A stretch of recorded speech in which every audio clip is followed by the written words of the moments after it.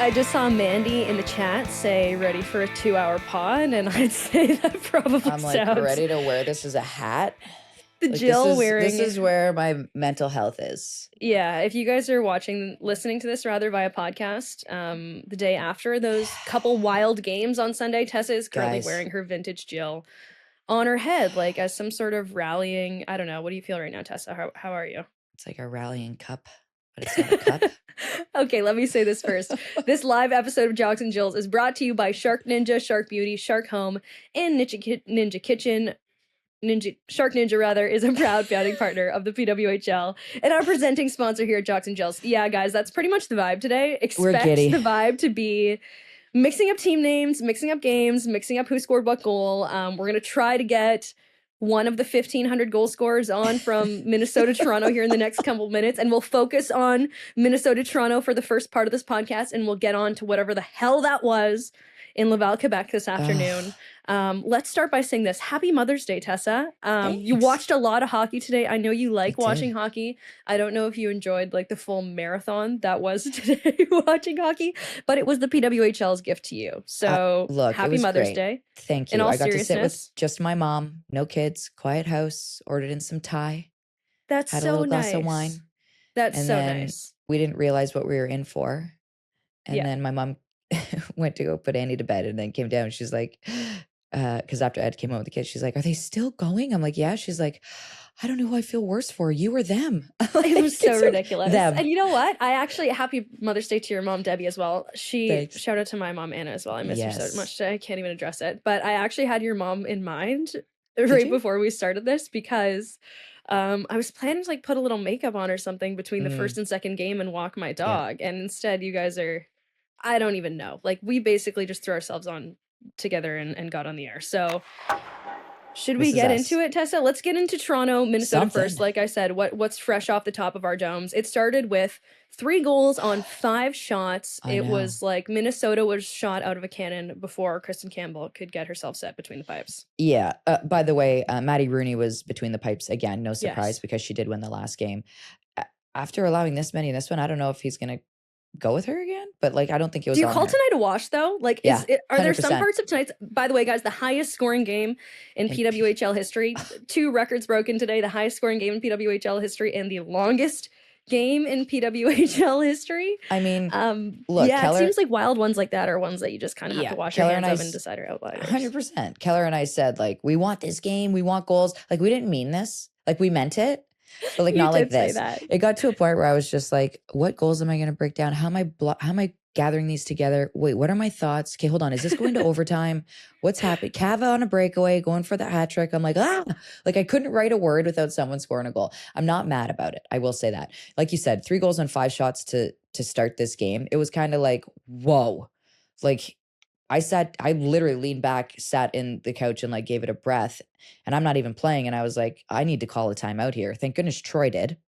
Coach Troy Ryan for Toronto calls a timeout. Montreal, Ottawa are still playing. They're still going. So we're like, what the hell is going on even? Could they get some of this goal juju that's going on in the other game? Seriously. Anyways, it was really cute. Jackie, actually, we have a clip. It was a really cute moment during that timeout. Troy Ryan was talking to the team. All the players were listening to him. Goalies, on the other hand, CJ and Soupy having a moment here. And CJ talked to us after her shootout win against New York in the regular season, her only regular season start she's had, talking about, their goalie connection, what she does for all the other tendies on her team. And that moment right there was like the pep talk that Soupy needed. And you saw it. And she was like, take it, throw it away, throw it away, throw it away. She was trying to throw it away. And then she just dialed in and said, I'm not sure what she said to Soupy, but whatever she said worked. Because right after that, you were like, Soupy's dialed. Did that pep talk work? And I was like, yes. Dude, I was like, it's almost like CJ. I know CJ's a very inspirational human being, but it was almost like, did they cast a spell on Soupy level? Like it was almost magical, that talk that they had, the two of them. I love a goalie connection, and they have a really special one in Toronto. And it's crazy. This is the other reason why I think goaltenders should be studied. It's like, technically they're constantly competing. Mm-hmm. You're constantly in competition with this person, yet you're pushing each other to be the best for the team because you both want the team to win. Doesn't matter. If one gets yanked, it's the other one's job to pick it up for them and do the team better. Yep. But the dynamic that the Toronto goalies have, and even Erica Howe talked about it when we had her on one of our episodes, Julia, is something truly unique and special. And I think that it's something that should be celebrated and talked about. They are the most iconic teammates I think that anyone could ask for. You can throw Reagan Kirk in the mix there too, because she's Very a part. first person, like we put that Dude, moment up on Instagram. Very first person to like it, Reagan Kirk. Like not they all surprised. support one another so much, and you The, could really see it in the way that they play, the in the way that they support one another. Yeah, the other cool thing is when Reagan Kirk got drafted to Toronto, I was like, oh man, she's going to be fighting Soupy for number one spot. And I ran into Soupy and she was like, I am so pumped they picked Reagan. And I was like, what? Look at this. I'm like, Yeah, man, this is awesome. Like, this is going to be a cool dynamic. Like, she might not be so excited when season starts. No, it's still there. They are like the best friends that everyone could ever have. yeah, All of them. And it's great. And I love that moment. And to be fair, on the flip side of things, for Minnesota, they've got the same dynamic going between Rooney and Hensley. It's like really nice. It's awesome to see. And people might be like, whoever's goalies out there might be like, that's just what we do. Well, for players, that's weird. It's yeah, strange. It's strange. And not to say that we're not like that with our teammates and stuff, but like I just find it such a unique position and a unique space to be in, because you're technically on an island back there. yeah. Um, there's only one spot for everybody. But Very regardless, much so. People are s- probably like throwing eggs at us for talking about goaltenders in this sorry, we love them. particular game. Yeah. But this moment was so cute between Yeah. Soupy and CJ. Yeah. How do you want to even start with the goals, Tessa? Like, do you want I to don't start know with the if three quick ones? Do you want to start with Lee Steckline? What the heck is going on with her? I also want to mention before we start there that in the second period, Troy Ryan shuffled the lines. That man Yes. is not scared to do anything. And I think that also goes into the belief where it's like, okay, Minnesota, they're cooking tonight, guys. We're on their soil. They've got their home fans. They're moving and grooving here. Like we gotta match this offensive prowess that they're coming at us with. And the players responded. And I like that. I think that just shows the trust that he has in his players and the players' trust that he has in him, where it's like, Troy, you're driving the ship wherever you need us to do work, we're going to do work. And that's why this Toronto team is in the playoffs. Unfortunately, they fell short tonight because, like I said, this Minnesota team, my gosh, Lee Steckline, shout out to you. Aging like a fine wine, and she's still young. Yep. Like, we talk about her like she's a teen mom, like she's almost 40. She's like 30. Yep. She's been And around forever though, and she's so steady Eddie, and everyone knows she's just the best at what she does. So we talk about her like such a veteran, but I, lately, what she's added to her game offensively, Tessa, it's just insane to watch. I'm so happy for her, and you could tell that her teammates feed off it too. Like they absolutely love how do you watching not? her get goals, and like the goals are one thing. How about the assist on that Beauty. Cava power play I don't goal? even know that Cava was ready for it because she whiffed Yeah, on the first touch, right? Like she was like, yeah, holy cripes, that was a nice pass. And she finished yep. it, Cava being Cava. Yeah, Lee Steckline goal and assist in this game, and both of them were things of beauty. Let's go to Michela Cava quickly. Oh my gosh. I'm gonna say this over and over again because I said it before and I'm gonna continue saying it. How is she not on the Canadian national team roster? Like, I'll say it till I'm blue in the face or till she makes the team. Enough already. This kid is good enough. You see Kendall Coyne stoked next to her, chatting her up, talking about, finishing off that play by Lee Steckline. Lee Steckline, a mainstay on the national team, who's walked away from the national team almost twice, by the way, and Hmm. still just leading the charge there. Such a leader in that locker room. And Michela Cava has done nothing but impress me. She had 2 goals on the evening. She had that breakaway chance. Everyone was like, look, she's going to get a hat trick here. But this power play goal where Lee Oh, Steckline gets a nice feed from the tops of the circles, skates down her side, looking at the goalie like she's shooting, and literally winds up like she's going to let a snapper go and just zips it cross ice right to Cava for Cava to take 2 whacks at it and put it in. so Unfortunately for Soupy, she nice. had no chance on that. And then this other goal where Michela Cava gets the puck and she's going to walk the seam up top by the blue line and she's going to come back down the middle. This was a defensive breakdown by Toronto. I'm not quite sure why she was allowed to do that. I am sure. I know what happened. Gosling and Skimura had either a communication error or it was a late handoff, a switch. So usually when two players, if that you're defending, if they're going to crisscross, you either say stay So that means you stay with your player, you guys avoid each other. Yeah. And usually the person that's covering the player that has the puck will get the right away, take whatever space you want, whatever lane you need. The other person backs off and lets them by. This one, it felt like there was a break in the communication line, and Scams was a little late getting to her. She threw her stick at her, but man, Cava walked right down Broadway and made no mistake. This kid's a natural goal scorer. I love her. She's awesome. And again, she deserves a crack at that Canadian national team. The Olympics are coming up, and I think she can do them huge favors. 100%. Well, Troy Brooke Ryan McQuaig. Can I just say something? What? We have Taylor Heisey on after the last game, and Taylor Heisey gives her a shout out, and then she talks about her on 60 Seconds with Buckles, and all of a sudden she's like, oh, okay, they mentioned me on the Jocks and Jills podcast. I better score a couple. Like, yeah. There was no defense in this game. None. Everyone was like, all right, we're all getting 3 goals apiece. Oprah, pretty sure, probably did the pregame speech to everybody and was like, you get a goal. Everybody gets a goal. You get a couple. Cava, you can have 2. If you want 3, you can try, but I'm going to give you 2. Lee, for sure, you got 1. It was like, totally. And then even Blair Turnbull, the captain. Grace Zumwinkle setting up Brooke McQuaig, which was Zum had a great chance on a breakaway too. And I was like, oh, just give it to her. She needs it. Buckles, if you could look up the last time Zumwinkle scored for me real quick, that would be great. But I was like, oh man, she really needs it. And which is fine. She got a great assist for Brooke McQuaig. And then Brooke got another nice power play goal. Nice little cleanup there in front, doing her job. It's players that play in hard areas like that can clean up and do things like Cava does. Cava's always sniffing around the hard areas. She takes shots. I just, those are the players that really help your team. They're the difference makers that push you through playoffs. So you guys wanted goals, and Minnesota and Toronto delivered. I feel like Daniela Ponticelli probably has a sore voice as a result of that, but not as sore as Kenzie and Cheryl. Like, what a wild day of PWHL hockey. Becky Kellar, thank you so much for joining us.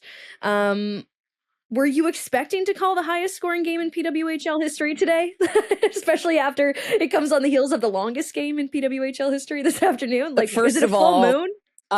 God love Pounder and Kenzie, right? Like, I mean, we want to do a board, you do time on ice boards for players. We want to do a time on broadcast and see in the booth. That's so good. And just see, I think they're beating us, even though last year their first round series was a sweep, and we went to 5 games, and we were like, we're kind of on track. We're kind of the same.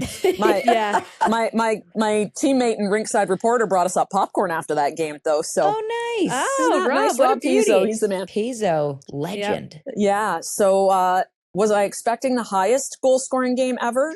No. Was I expecting a high scoring game? Perhaps, only because I didn't think either goalie was particularly good in game 2.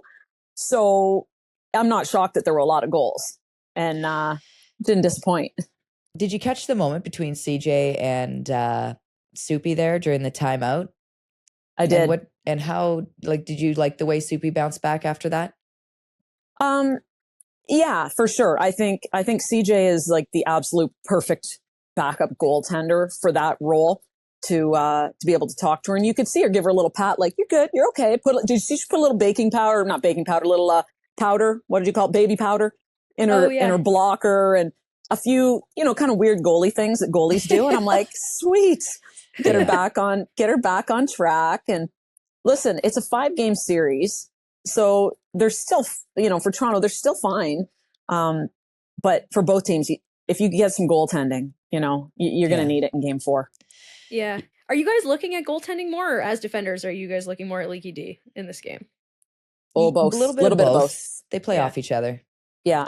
Like the Cava goal where she walked right down Broadway, the miscommunication there, that Troy, I don't even think Troy needs to put that in the post in the video breakdown for tomorrow. I think that's the other thing I was going to ask. Like, how much of this game just goes in the waste bin? And you're like, guys, I don't even think we could watch that video back. It was a little bit of a unicorn game. And how much of it are you taking into account? Do you have to take everything into account during the playoffs? Troy will. Absolutely. Yeah. He's very diligent. He's diligent, but I also think he recognizes that you're not giving him everything because your confidence is it matters. Yeah. So I feel like he'll pull out what's most important, and probably it'll be big to have a team talk about, confidence and what they have to do. And, but yeah, he's very diligent. That's for sure. you and I asked for this series to go 5 and we wanted the goals and we wanted the fun, but did you expect like zero defense today?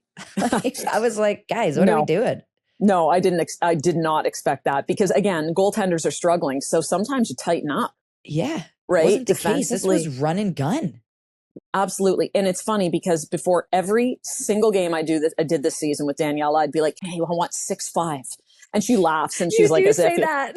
every single game. And so of course today the game ends and she's like, this one was for you. And Tess, you played with me. I was all about like, shut it down, lock it down, stay at home D. And now I'm up in the broadcast booth. I'm like, score. But it was fun. Can we really be surprised? In the last 4 regular season games for Minnesota, they scored 16 goals. Yeah. Like, so their offense was clicking. There was only one game they got shut out. So technically in 3 games, they scored 16, but there was one game in the middle there. Regardless, this Minnesota offense, I feel like is really, really cooking. Taylor Heisey looked great again. She got a couple apples in this one. 3 to be exact, 3 assists. So she's fired up now. So it's almost like Toronto's got to match that offensive flair, but find a way to keep the defensive play a priority. Yeah, they got to go back to whatever it was that they were doing in game 1 in terms of just skating, moving the puck, winning battles. They were so good in that game. And I think Troy Ryan said after the first period, he thought his team was nervous.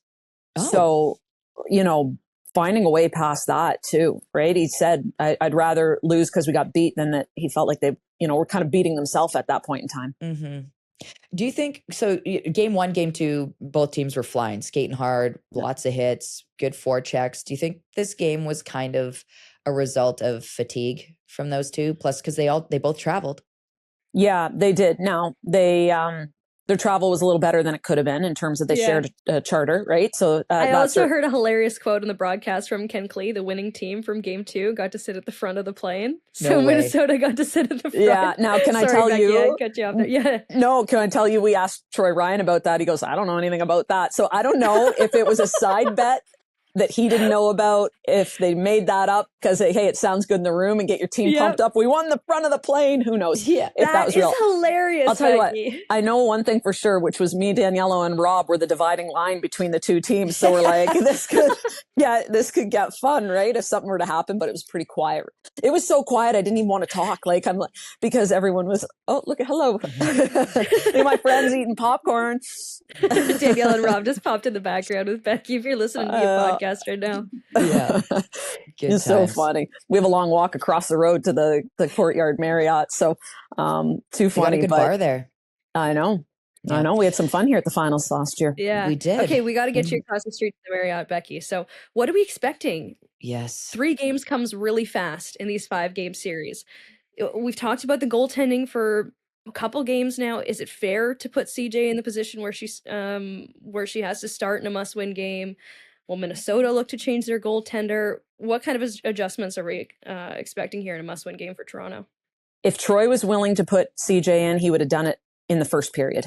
Yeah. So clearly he is not going down that road. Either Campbell figures it out or she doesn't figure it out, and their season's on that. I think Rooney's going to get the start again because I really wonder if Hensley's really 100%. No one will tell us anything, but I think she would have started today. I think she's been the better goalie of the two in the first 2 games. Yeah. And so I'm not necessarily expecting to see her. So with that being said, could very easily be another high scoring game. Either that or they're going to find their game. Both are great goalies. Like, we know they're both great goalies. So they either turn it around. In a game like this, though, I was just waiting for one of them to make one huge save that changed things, and it didn't really quite happen. No, it's just goal after goal. No, goal after goal. goal. A wild one. Goal no after shortage goal of things after to goal. talk about. That's Absolutely. sure. Becky, thank you so much for hopping on with us as always. We are in for a wild one in Minnesota on Wednesday night for game 4. Happy Mother's Day, Becky. Thanks, you too. Happy Mother's Day. I can't believe I didn't say that right off the bat. I can't believe that. How much hockey was played on Mother's Day today. I wish a happy dog Mother's Day and a happy Mother's Day. Thank you. Thank you very much. All right. Bye, guys. See you, Becky. Check ya. So Zumwinkle last scored. You ready for this? Yes. Where did I get it? Zumwinkle last scored March 16th Wow. against New York. Yeah. So can I just say that she's due? Absolutely, she's due. And get that girl a goal. Let's get to our Factor of the Game now, Tessa, presented by Factor Meals as we wait for our post-game interview with a Minnesota Frost player. Factor of the Game is presented by Factor Meals, Canada's #1 ready-to-eat meal delivery service, macro-friendly meets microwave-friendly with fresh, never-frozen meals ready in 2 minutes. Factor, heat, eat, compete. And Tessa likes to throw on the repeat because obviously you got to repeat. Tessa, who we feeling for Factor of the Game tonight? There's a couple 2-goal scorers. There was a lot of like moments that felt like turning points. What are you identifying? I'll give some shout outs to Cava, to Heisey, who I thought had another great game. I'm going to take a little responsibility. I think when Heisey gets going, we start talking about Heisey, and she knows because she's a listener of the pod. We love firing Heisey up. That she gets even more fired up. Like, she's like, girls, just keep on talking. Like, don't, but go on kind of thing, you know? So little shout out to Heisey. But this one's going to Brooke McQuigg. 2 goals, 1 on the power play. I said it before. These are the types of players that really help. The bench loves her. They really help boost your team morale. They help, grind out high-scoring games like this. They're constantly putting points up on the board. They play the right way. They're in the gritty areas. Brooke McQuigg earns my Factor of the Game today. She was second star in this one, and for all the right reasons. And she plays feisty. She plays tough. And like I said, she's going in all the hard areas, and she's just playing proper playoff hockey. But that's not even just during playoffs. I find Brooke McQuigg plays proper hockey all of the time in regular season. She's just a really consistent player, and there's no doubt that Ken Klee knows it and appreciates it. It's why she's on a line with Zumwinkle. Technically, she's on the second line for Minnesota with Zumwinkle and Panic. Like, you're playing with 2 solid players like that. You're doing something right? And it was a nice setup that she had. She was in a soft spot, and it wasn't a catch and release. She knew it had to be a 1 touch on the net. The puck came from below the goal line up to her, and she got enough on it to surprise and beat Campbell. Would Soupy have that on a hot night? Probably, I want to say, but I don't know. It was a low blocker shot. We came off her stick real quick. And then the one on the power play, again, she's in front. She out battles Renata fast. She earns her space in front and cleans up the rebound. And the ladies gather around her for all the right reasons. And she leads the charge through the bench. And, she's that type of player. Taylor Heisey pointed her out as being one of the players that's would get in a fight. And you don't want to see what the other person's going to look like after it, because she's got that dog in her. And I want those players on my team. Those are the players you want on your team. You'd rather play with them than against them. So she by far was the Factor of the Game today. 100%. 100%. And again, our Factor of the Game is brought to you by Factor Meals. Heat, eat, compete, rethink, ready-made with Factor. Enjoy fresh, never frozen meals at your door. Wow, so many things to break down tonight. Let's bring in Emma Buckles. Like, we haven't even seen her yet. What's going on in the chat, Buckles? Tell us what's going on. You wore a trucker hat and a jean jacket. Now you look like you work at a merch stand even more than you did before. It's actually, I don't know what material, but it's not jean. So for everyone out there, I went to a monster truck rally. Is that what they're called? A monster truck I don't know. You show? went, bro. Don't ask me. I don't know what they're called. A monster truck rally or show, I'm sure, but I was there.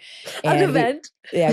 We got tickets for the VIP pit so the kids could go see the trucks and everything. And okay, so cool. There was someone set up outside of the back of this truck with this thing open and t-shirts hanging like Bucks got all around, and we were like, oh look, it's Buckles over there. Just slinging merch, and the dude was wearing a hat just like you, Bucks, so you're playing the part perfect. Hey, I love it. I wish I was there. Oh, that's hilarious. It was a bust.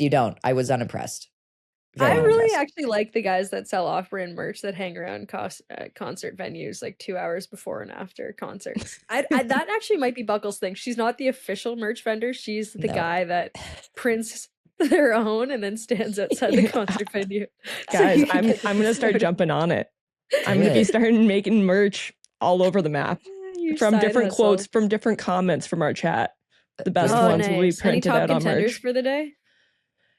Oh, right now? I mean, there's so much to talk about. Well, I'm going to keep scanning and I'll consolidate the best ones. Okay, absolutely. You want to tell us who you liked in this Minnesota-Toronto game 3 you breaking tonight? down, Bucks? Who you Yeah, breaking down? absolutely. I mean, not to be repetitive, but you guys already hit on a lot of points, but how can you not say Cava tonight? I think, yes, there's some obvious things, 2 great goals, but what she brings to this team is just like so much energy. You just see the passion on her face. She's so fired up whenever she gets on the ice, and after those goals, you feel the passion. And so just the energy that she brings to that locker room, I think is unmatched and is huge for this team going forward in the series. And I mean, seeing her pot a couple of goals also helps tonight. And on top of that is Heisey as well. I think, maybe she didn't get a goal tonight. She got only 3 apples. That's all right, I guess. No biggie.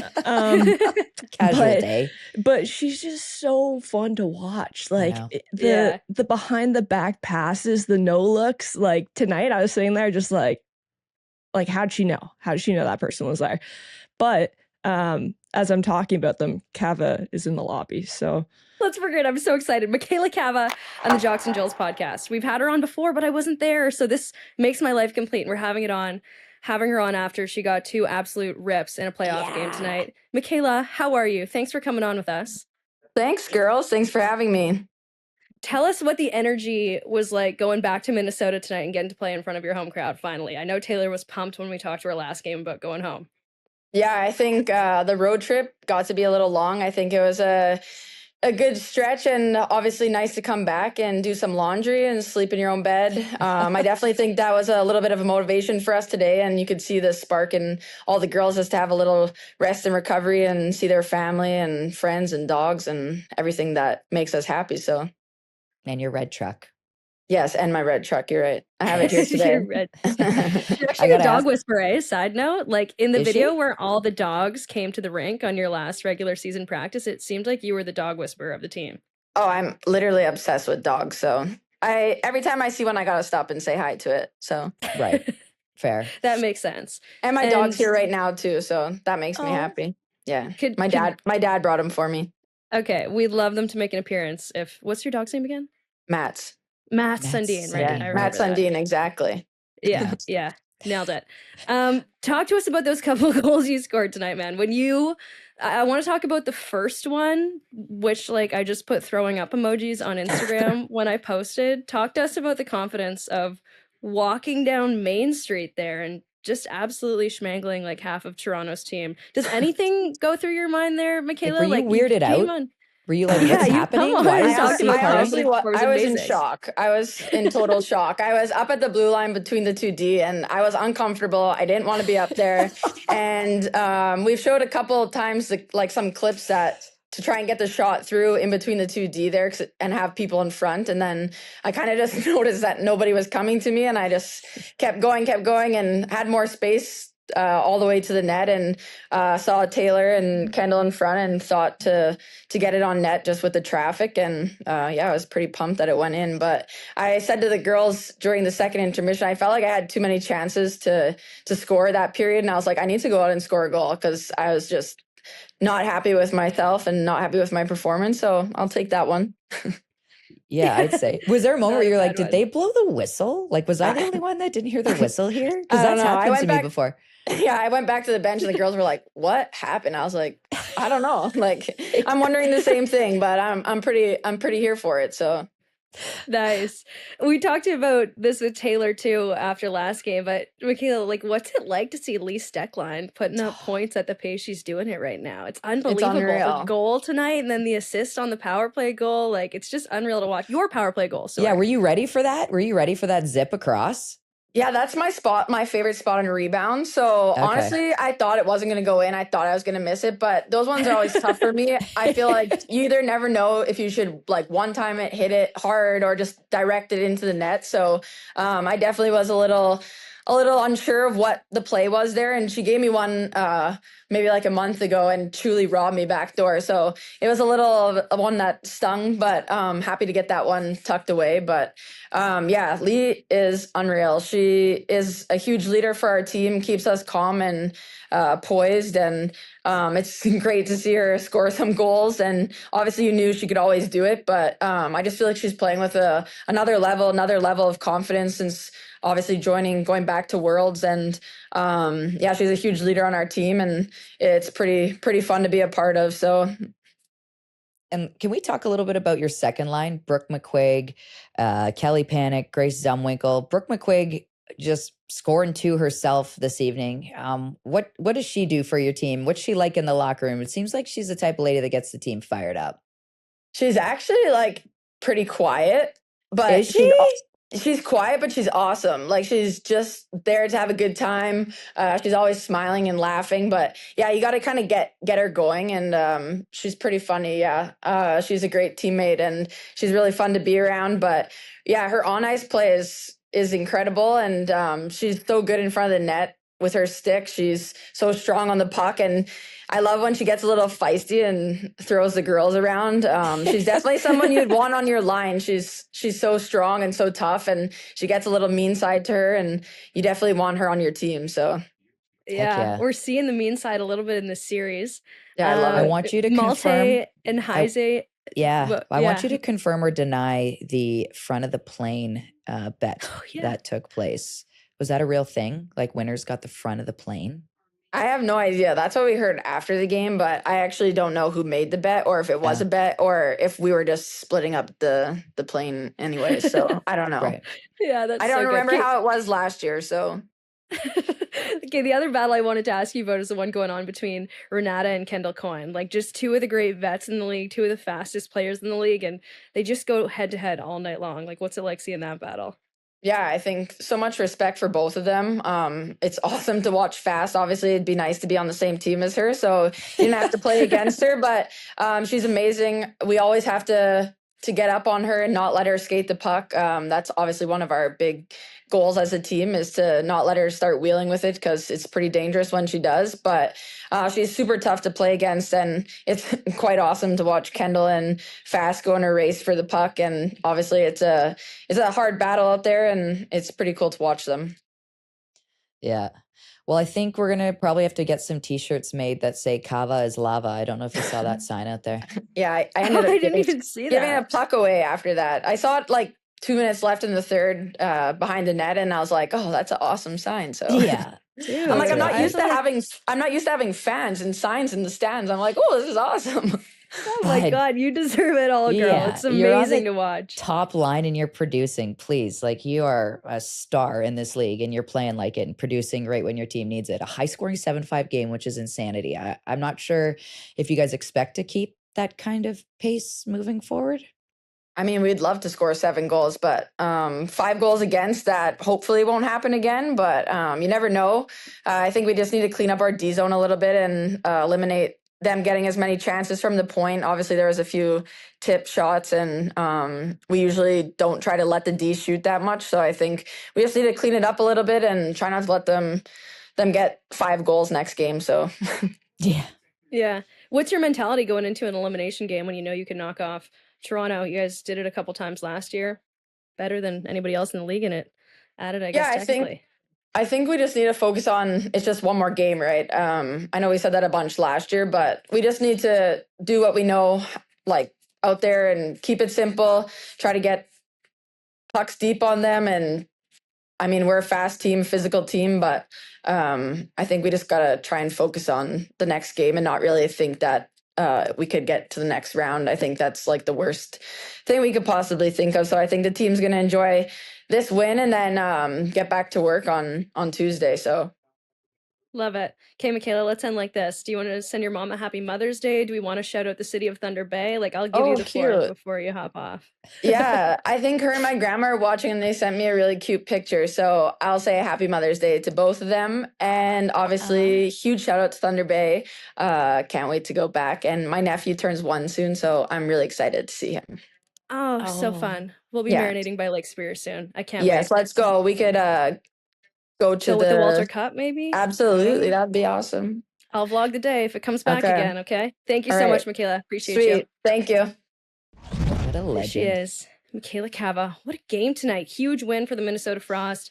They take game 3 of the series, a 2-1 lead over the Toronto Scepters. Opportunity to eliminate them on Tuesday night. Anything else on that one, Tessa, before we move on? I just want to say I'm show. getting on top of the Michela Cava is lava shirt right now. Oh, so perfect. We'll see if that's not behind you on Tuesday night, I'm going to be rattled.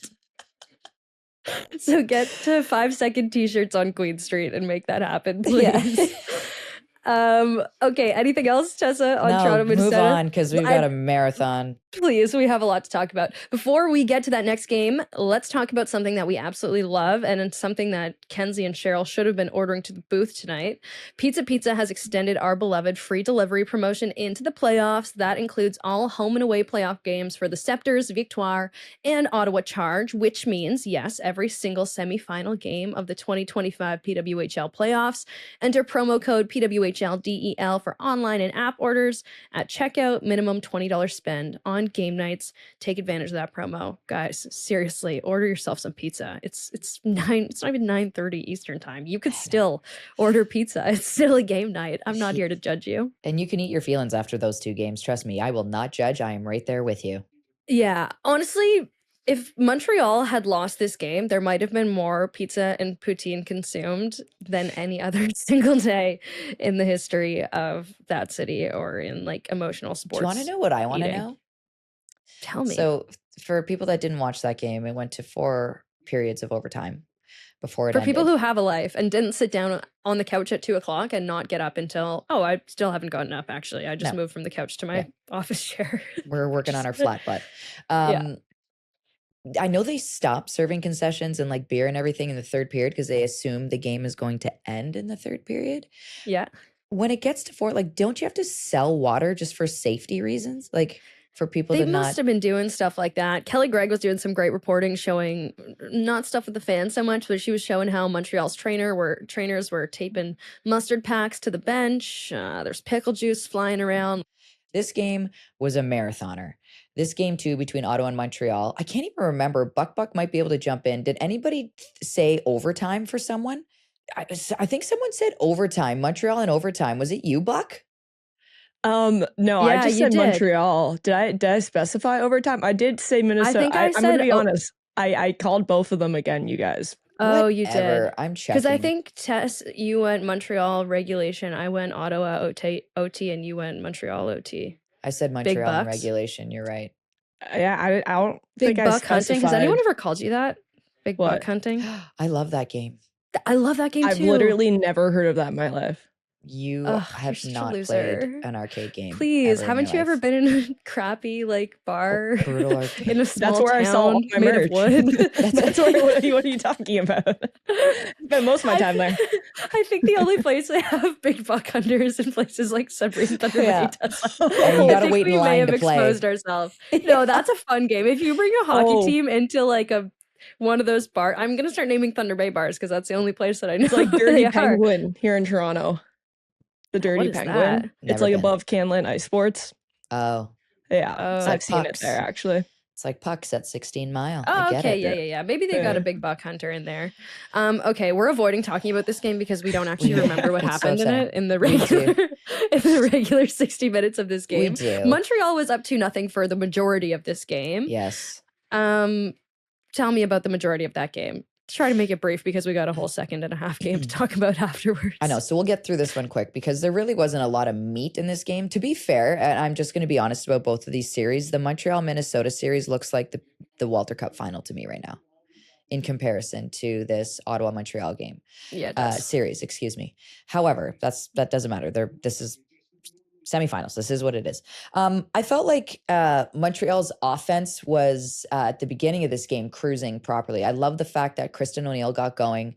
The first goal that she scored was I'm not sure if it was an on-purpose play, but it was very heads up by her to get on her horse and like turn on the turbo jets. Because I was like, whoa! As soon as she started cooking, I was like, that's got shades of Kendall Coyne Schofield on that one.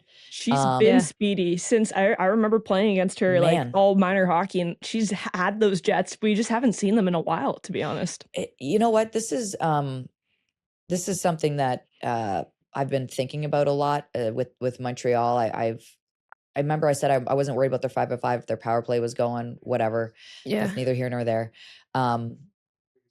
But I want to see, like, there's players in this lineup, and O'Neill being one of them, but she got going this evening, which is great. Oh my gosh, yeah. Shout out to Kristen O'Neill. Snaps a 25-game goal drought. Great time to get on the score sheet. She scored a few times in the playoffs last year. But there's other players that also need to get going on this team. Grant Mentis, in my opinion, needs to find the back of the net. I need to see a great one from her. She hit the bar once in regulation too. That was that would have put the game away too. So much time. That would have put the game away. 100%. 100%. And that's what I said to you, Tessa. Like I said, we were talking, and I mentioned that stat that 365 Hockey Girl put out, who I love, and I love her content about Montreal coughing up leads late. When I texted you, like, why are we doing this? What has happened here? Montreal should have been further ahead in that game. Like, you made such a good point when you said that. Totally. In the third period, this is where things changed. So Becky Kellar actually said it during the Toronto-Minnesota game, and it was a quote that Haley Wickenheiser used to always say, "Playing safe is death." And I think Montreal started. That sounds like something Haley Wickenheiser would say. Yeah, she'd say it like in such a scary voice. Absolutely, yes. Yeah, it was more so like giving us heck, but we deserved it. But because play hockey, play the game, and like I'm not shitting on Montreal by any means in this moment, but like Michaela Grant-Mentis had a great chance. Yes, she hit the post. Had she scored, it would have been a way different game. But in the third period, Ottawa really came out. And if you rewatch that third period, every time Ottawa had the puck, this is how they tied it up, and this is how they gained momentum to push it to 4 overtime periods. Every time they had the puck, they drove in the house. Now, the house, for everyone that doesn't know, is you go from the goalposts out to the dot and then up to the tops of the circles and across the top of the circles. That's the house. That's prime scoring area. That's prime time, baby. Like, you don't pass up a shot there. You're looking to shoot when you're in there.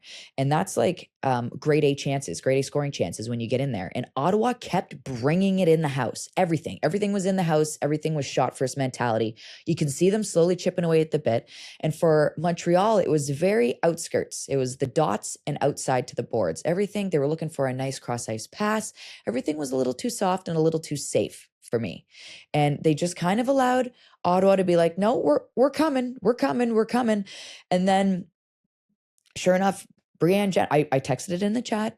I was like, Brianne Jenner, I'm not going to say it, but she scored, and I didn't say it. The broadcast did, and I have picture proof that they said that on air, or they put up a thing. We're already not involved in the curse anymore because of last game. We can't be involved anymore. They did it regardless. You guys are about to blow the chat up. Terralova, can I just say, so we'll see you in Ottawa for game 3. Yeah, she had an awesome game, and I love that she scored from the point. I thought she played fantastic. I don't know if you noticed her a lot, Buck, but I felt like she had a solid game. Even in like second and third overtime period, she was throwing mean hits behind the net. It was like her gas tank still had a quarter left in it, and she was refilling in between periods somehow. No idea how, but she played a fantastic game. Love that she got a goal in that one. The first overtime was insane. Okay, insane. And the fact that there was 2 5-on-3s and no one could end it, I was like, we are in trouble. As soon as that happened, I knew we were locked in. I didn't think we were going to 4, but I was like, oh yeah, I guess I'll see you in 2 for sure. Well, there was some like careless errors happening, and that's obviously the classic, result in fatigue, and that's when things go wrong. But things just went wrong in a right way, I guess, for a couple of periods. I don't want the puck. I don't want the puck. No, so we just showed a clip here, and that was Ottawa's 5-on-3 setup right off the face-off. And I don't know if they're listening to our podcast, because there was a moment or two this season where I was like, you start your 5-on-3 and you pass it behind the net because you get everybody sinking low. Okay, Jackie, run that clip again. So what happened is the 3 players that are defending, okay, they all start turning and running low. Whoever is in front of the net, I think it's Gabby Hughes, if I'm not mistaken. The only error that they didn't do is when you pass it low behind the net back and forth like this, look at them all rotate. So 27 in front should actually not be trying to get the puck. She should be running a pick either on Pwhl or that other defender. So whoever gets the puck behind the net, that player in front kind of owns her space so the other player can't get over or across, and the person from below the goal line punches it up to the high defender who is just walking in to a one-timer. And then you've got the people in front, the goalie's eyes are taken away, and that's the only adjustment that Ottawa needed to make that 5-on-3 something and to end the game. Like they were doing it proper. They had it done right. The person in front just missed the mark in a sense that you had something to do there and you didn't do it. Regardless, Ottawa, if you're listening, do that again and just do what I'm saying. I promise you it will turn into a goal. It will. Ottawa's got to have so much confidence being able to tie that game up. We haven't talked about the flurry of 2 goals that they got in a matter of 5 minutes. They were shut out. They played so much hockey. The only 5 minutes that they weren't shut out were the 2 goals that they got. But yeah, you're right. Their captain, and who got the other one again? Terranova. It was amazing. So yeah, I think Ottawa's got to feel probably pretty confident going into game 3. Absolutely. And Montreal's got to be scratching their head. I want to see. So I started talking about players that need to get going, and it was nice to see O'Neill get going. Like Grant Mentis, I said, needs to get going a bit. How has Abby Boreen been this quiet? I know she got a great chance and almost scored. I was just about to say. Yeah. Okay, sometimes a coach has to do something to get a player going. And you see Troy Ryan do it during the games all the time. When he doesn't like stuff, he switches things to get other things going. There needs to be either an off-day adjustment or an in-game adjustment that's happening with this team right now to get more depth scoring out of this team. You saw Pwhl, you saw Stacey today, gassed in those 4th overtimes. Oh yeah. How much gas do you think they have for the next game? They ain't much left. Very little. And also interesting, it took Pwhl a long time to get a shot on goal, after having overtime last game. It was overtime on a 5-on-3. That overtime definitely speaks to Toronto or Montreal having a hard time scoring too. Well, like if why she's do you not think going, it's hard for Bucks, that team to be going. Why do you think Pwhl didn't get shots? Who was on duty? I was just about to say a big player to watch during this game was Emily Clark. Emily Clark shut her down all game long. Great game. She was on her tail. Like there was one chance where Pwhl had like an open back door and like Clarkie fought her right off into the corner. And yeah, if Pwhl went to the bathroom, Clarkie was going with her. Like it was awesome to see. So that's an unofficial break it down with Buckles, guys. We're just rolling right now, but yes. Yeah, but seriously, Clarkie had an unreal game and obviously had some great offense as well. So, but ultimately Montreal, like besides Cath Dubois, their depth needs to start showing up. And so for the next game, my point with all of this is both teams are run down now. They're going to need a lot from all 4 lines, right? So it's not like that now they need to break the minutes up and spread them out amongst all the other lines and maintain momentum. So you need balanced line. You need at least 2 lines that are very balanced, even in offensive strength. So who did I say for you to switch? Oh, why don't you toss Gardner down with Boreen and toss Murphy up on the line? Or I'll tell you what, get Schleben off the center and throw O'Neill up there since O'Neill's going. I don't know who's got the best chemistry between those 2 players, in Gardner or O'Neill, to get Boreen going. But hell, it's got to be one of them. You got to get this kid going, and Michaela Grant-Mentis will benefit off of it. And the other thing too, when I was saying that to you, I was talking to my mom. I was saying things out loud because I talk to myself when I watch games, just so everyone knows. My mom's like, "Well, why would you change that?" And I'm like, "Buckles, sometimes in a game when a coach does things like this, you're out of your natural rhythm where a player's supposed to be there, and all of a sudden different things open up for you when you're playing with somebody different. They create a lane different, or they play differently, and they have different tendencies. So you find yourself in different spaces getting a pass or with the puck. And I think that it would benefit these players a lot. And it almost makes you think the game a little more while you're playing, which is fine, because then you're forced to keep it simple.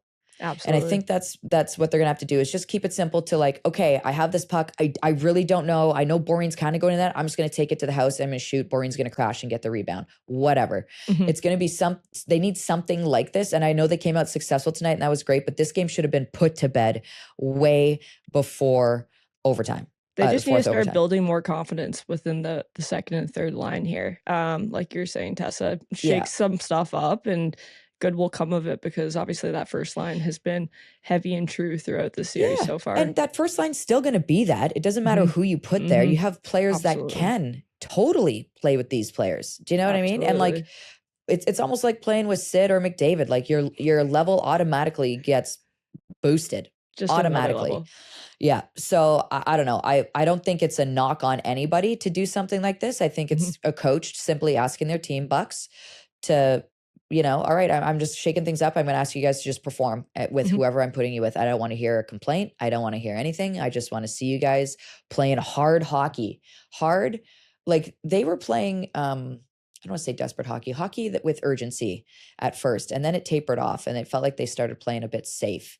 And that really hurt them, like I said, in the third period. But Montreal's got a lot more in them. And on the first goal, the Stacey goal, the Montreal defender skated back.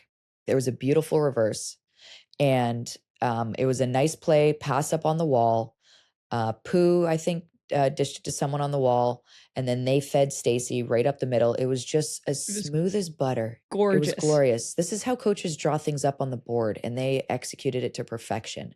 And Stacey wheeled down like she did. She was a threat, which I think I want to see more of from not only Stacey, but Boreen and Pwhl. I found Pwhl very outskirt tonight, and that's, like you said, compliments to Clark, but she's the best player in the world. There were a few moments where I saw her get the puck just inside the blue line or at the blue line, and she was coming in with speed, and she tapered off wide and cut back. As a defender, sign me up for that every day. I want to see Pwhl taper off, stay outside, not be a threat, and cut back and look for some other trailer coming in, which I know all my other teammates have got them. They've got them all picked up. And so I feel like with Pwhl, I'm sure she was still running out of gas a bit, but just to have her cut into that space and be a threat, because you're going to have to haul her down eventually. Worst case, you're on the power play. What's so bad about that? There's nothing bad about that. And I feel like I'm shitting on Montreal. I'm not. I'm just saying my expectation for them is here. And I feel like we're getting just here. And there's this much left they can give. If they just, like I said, get that depth going, get some players a little bit more confident and chew up some minutes for that top line. Help them out. Yeah. I was thinking about this while I was watching the game. What's the longest game you guys have ever played in? Mine would have been probably in junior as well when I was a kid playing for the Sudbury Lady Wolves. We played against this team in Ottawa who had a really good goaltender. We were out shooting them 50 to probably 20. And they ended up getting a flubber off a draw. A girl shot it, went off someone's stick, up and over our goalie's head and in the net. We lost. Oh no, yeah, that's that was to go to the championships for provincials. Dude, and so wait, how deep were you into that game? I think we were in the second overtime. Oh, I truly, I don't remember if I've played in, because I feel like in international tournaments, it would be overtime shootouts. So there weren't many of those. And I feel like when I was in college, they just stayed a tie. Really? I don't remember. Regular season. I was wondering what the rules were when you were in college. I can't remember. Is that bad? We were robbed of Tessa Bonham. Too many hits to the head. Quadruple OT. But I feel like you're okay with having missed that. Yeah, I'm okay with that. I mean, but look, I'm all about a pizza party in the locker room. Lots of people in the chat want to know what our quadruple OT snacks would be. It's got to be pizza. Pizza's the ultimate refuel. Pizza. We used to have cereals, like whatever kind of cereal you like, and I used to like peanut butter in it with banana, but I'm sure peanut butter is not allowed because Buckles would go in anaphylactic shock if we did that. But almond butter with some banana. You didn't have to put me on site like that, but yeah. Sorry, bud. Yeah. I'm just trying to keep you safe. So if people see you around, don't bring peanuts next to our friend Buckles. You guys will hurt her. Don't ever do that. It's just I'm cool to be around them. Just can't eat them, you know. All right, sorry. We made it sound. We made honey it sound stingers. Did you guys have, Tessa? Do you have honey stingers? Oh yeah. When you're playing? Oh yeah, the waffle honey things. Yeah, those things are fire. Those are tasty. Yeah, those are treats. Yeah, those are little. But yeah, literally, it doesn't matter at that point. Get anything in you. Yeah. Just not too much. It's just bit by bit. And like, to be honest, there are moments where you're like feeling snacky or you're getting hungry, but like you try to avoid that. Like you're eating gel packs throughout the game. Like you're doing stuff. You're drinking. Yeah. Actually, Gatorade or whatever. Before we get to the factor of the game, Jackie, can you cue up this clip from Cath Dubois right after the game? Because after she finally got this overtime we love winner you, Cath. We love you for that. Overtime, as if this person wasn't already like our favorite player in the league. We've actually had a couple of our favorites on. We love Michela Cava too. Yeah. Cath Dubois has a big moment today, and then she gets the interview with Kelly Gregg after, and she said what we were all thinking. 5 hours, hold it off. How do you feel? Oh, I'm just happy we got a win and it's over now. That was so Us mean. too. That was Same so girl, mean. Like, same. it was so deep into the Toronto-Minnesota game by the time they finally scored. And I was like, that dog meme when everything's burning around him and he's like, this is fine. That was me on my laptop. I just remember texting you guys, have you ever considered that this game may never end? It'll just keep going. It got to a point where I said, if no one scores, thank God, Kath. What a shot too. And what a nice pass. Snipe. Yeah. Tough turnover, but amazing pass, amazing conversion. You say tough turnover, but at the fourth overtime, like it got to a point where my mom was like, 4 overtimes. I'm like, you know what, Mom, this is unfortunate because it's going to come down to someone's mistake. That's how this wins. It's 100%. Never a great play, a beautiful end-to-ender. It's always on someone's mistake. And I feel bad that it's going to come down to that. But I think no matter what, they're both going to be happy this game is over. Yeah. You're seeing double at that point. Like you can't even see straight. Oh, I can't imagine. All those Montreal fans were just waiting for their first playoff win. Like, look at how stoked. No one left. Yeah. Not awesome. one single person. That was Mother's Day. No one left. I love that. It was a special day. Montreal gets their first playoff win. They tie up that series with Ottawa 1-1. Game 3 goes down Tuesday night. Let's get to our factor of the game now. Presented by Factor Meals, Canada's #1 ready-to-eat meal delivery service. Factor, heat, eat, compete. Repeat. Let's get to her because you know who it is. She was the factor of not just of the game. She was the factor of saving our day. She was the factor of making sure we ate dinner. She was the factor of making sure everyone got to their Mother's Day dinners. There was a point where we were talking about coming up after this game, not after the Toronto-Minnesota game. But it's going to be Kath Dubois, 100% factor of the game because she ended it. Also, I'm not just saying that because of that. That is one part of it. But she played hard hockey all game. And she was on the forecheck hard. She got taken down quite a bit. Like she was all over the place. She was in front of the net. She had a couple good chances where I was like, oof, Kath is sniffing around. She wants something. And like you said, Julia, she's one of our favorites on this show for good reason. She's a good person. I loved our chat that we had with her on one of our episodes. If you didn't hear it, by all means, please go back in the catalog and find it. She's an unbelievable chat and a great hockey player that does nothing but work.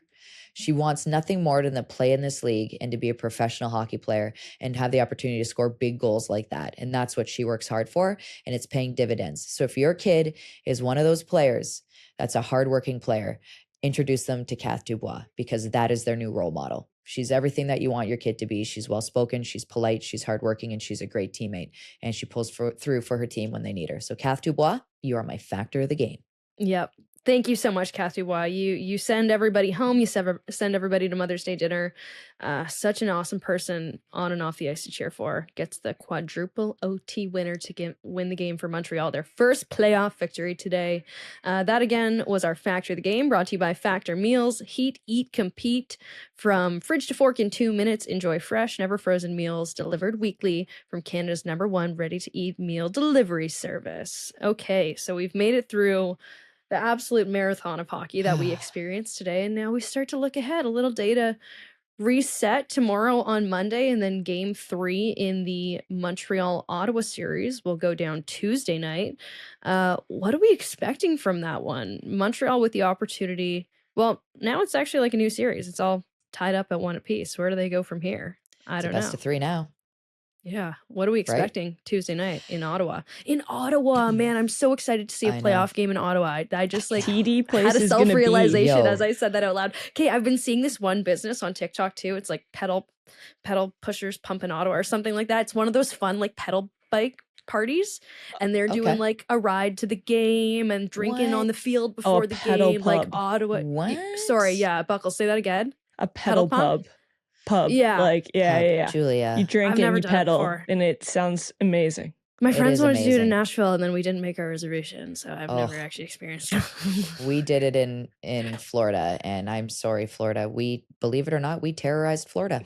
Wow. That you were the Florida man. Florida man fears you. We made Florida scared, believe it or not. Kyle drinking Monster was scared of you down there.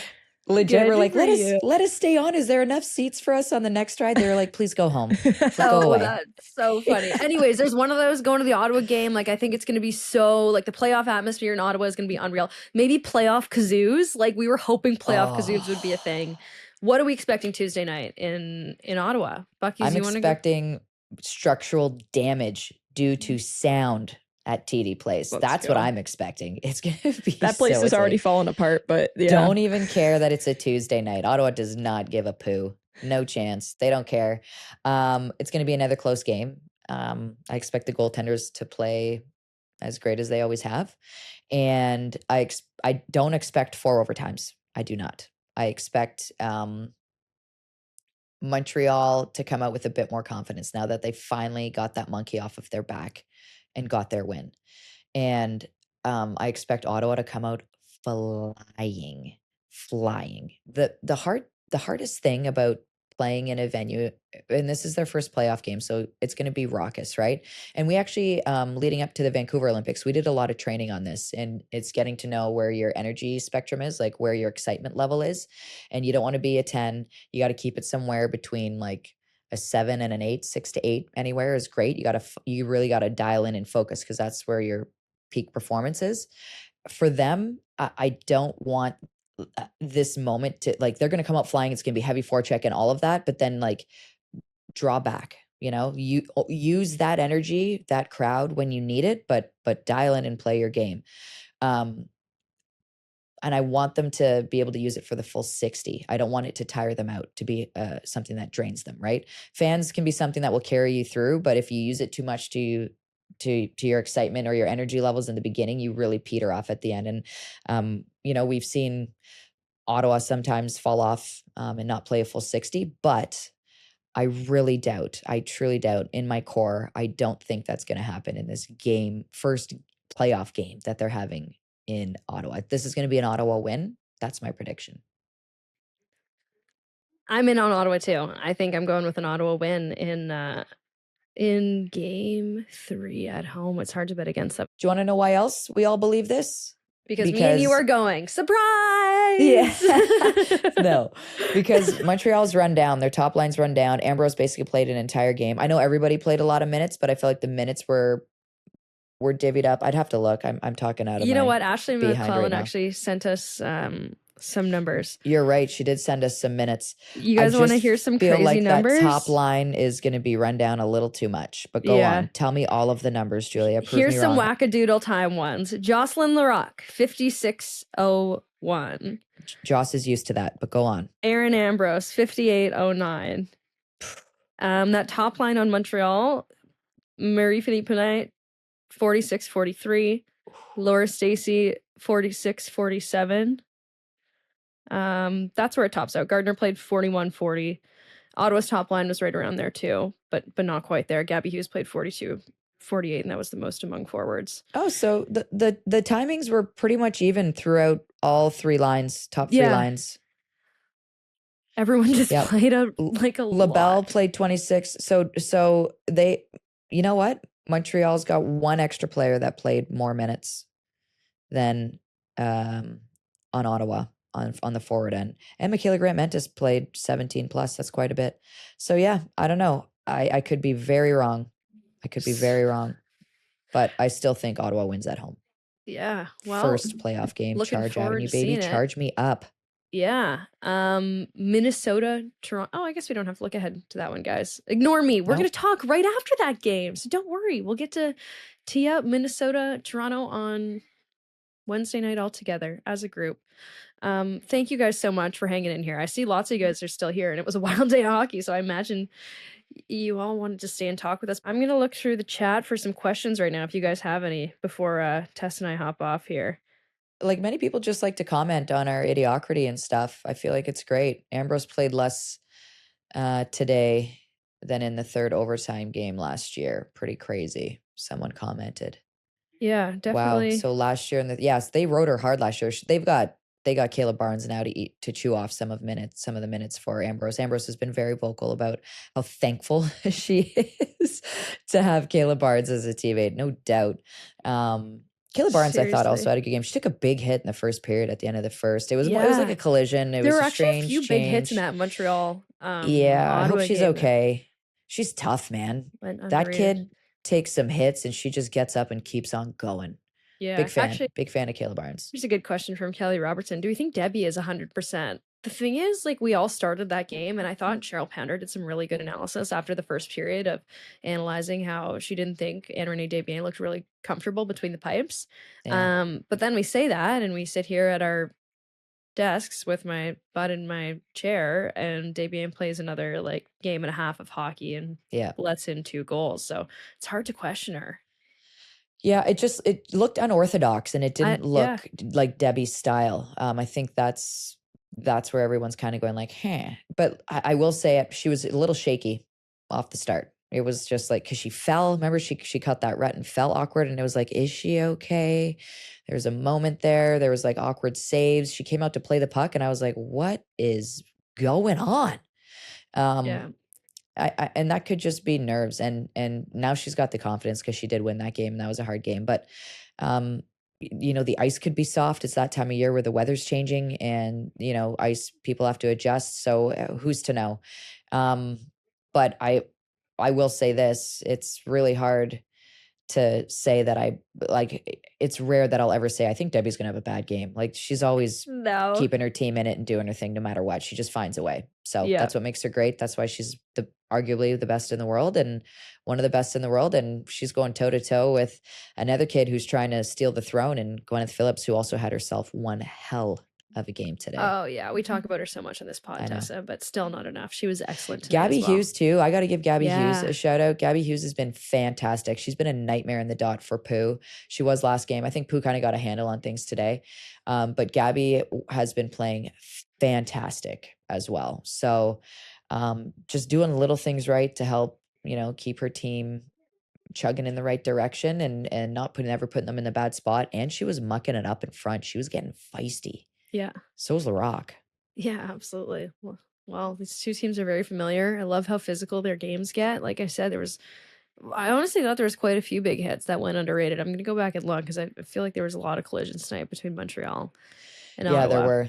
It was a physical affair. I want to see more of that between them, to be honest. I feel like there is a spark that could be ignited between these two if something like this would kind of take place. Dude, you're and it so would make right. the game far more entertaining. We saw so much hockey tonight between Montreal and Ottawa, but I don't think we've seen this series be its best yet. Like, I don't think we've seen full throttle, wide open hockey from either one of these teams. And it's so obvious because the entirety of Minnesota-Toronto has been that fun, wide open hockey that we just love to watch. They're so different. These series are so different. It's going to be crazy to see whoever comes out of either of them meet with the other opponent. It's going to be wild. Yeah. Guys, thank you so much for this. Thank you for tuning in all day long from 2 o'clock until 10 p.m. Eastern time, enjoying women's hockey and chatter afterwards. We hope you had an amazing Mother's Day. Shout out to all the amazing mothers out there. Mine and Tessa's specifically. To Tessa, mom out there doing her thing every day. Thank you for that post today. That was very sweet. You had me all teary-eyed and stuff. Got real dusty up in here. You walking with your little kids. I love Annie and Theo so much. You have good little peanuts that made you a mom, so it's so nice. Thank you to our sponsors, SharkNinja, Factor, CCM, Pizza. Love you guys. Again, so much love to you, women's hockey fans. You guys waited so long for the league to be a thing, and now the league is a thing, and there's like 15 periods every time there's a game, and we'll take every single one of them. We love you, PWHL. We'll see you Tuesday night after the Ottawa-Montreal game.